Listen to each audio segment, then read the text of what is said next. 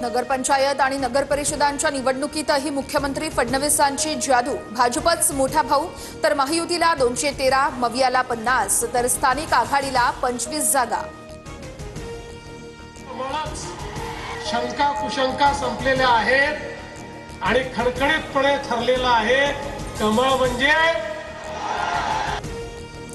भाजप पहिल्या नंबरचा पक्ष आहे। पुन्हा अधोरेखित प्रचारावेळेस केवळ विकासावर मतं मागितली, कोणावरही टीका न करता निवडणूक जिंकलो। विजयानंतर मुख्यमंत्री फडणवीसांची पहिलीच प्रतिक्रिया। नगरपंचायत आणि नगरपालिकांच्या निवडणुकीत भाजप 118, शिंदेची सेना 58 आणि अजित पवारांच्या राष्ट्रवादी 37 जागांवर आघाडी, तर काँग्रेसची 31, ठाकरेंची सेना 9 आणि पवारांच्या राष्ट्रवादीची 10 जागांवर आघाडी।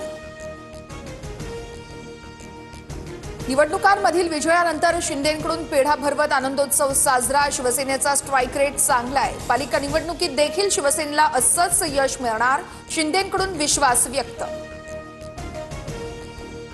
विधानसभेत केलेली ईव्हीएमची सेटिंग नगर परिषदेत भाजपनं कायम ठेवली। सत्ताधाऱ्यांकडून पैशांची गारपीट झाली, निवडणूक निकालावरती संजय राऊतांचा आरोप।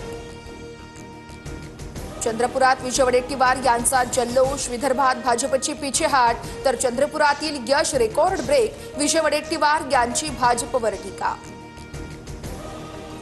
राणे बंधूंच्या लढतीमध्ये निलेश राणेंची सरशी, मालवणमध्ये शिंदेंच्या सेनेचा नगराध्यक्ष, शिंदेंच्या सेनेच्या ममता वराडकर विजयी, तर निवडणुकीत जय पराजय होतच असतो, नितेश राणेंची प्रतिक्रिया।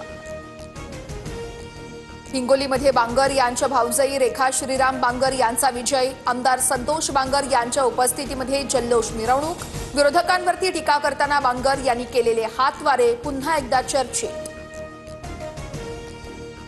हसन मुश्रीफ आणि समर्जित घाटगेंनी कागलचा गड राखला, कागल नगराध्यक्षपदी राष्ट्रवादीच्या सविता माने विजयी। सांगलीच्या ईश्वरपूरमध्ये जयंत पाटील यांनी केला करेक्ट कार्यक्रम, एकाती सत्ता आणत महायुतीला दिला झटका, आनंदराव मलगुंडे हे 7,500 मतांनी विजयी।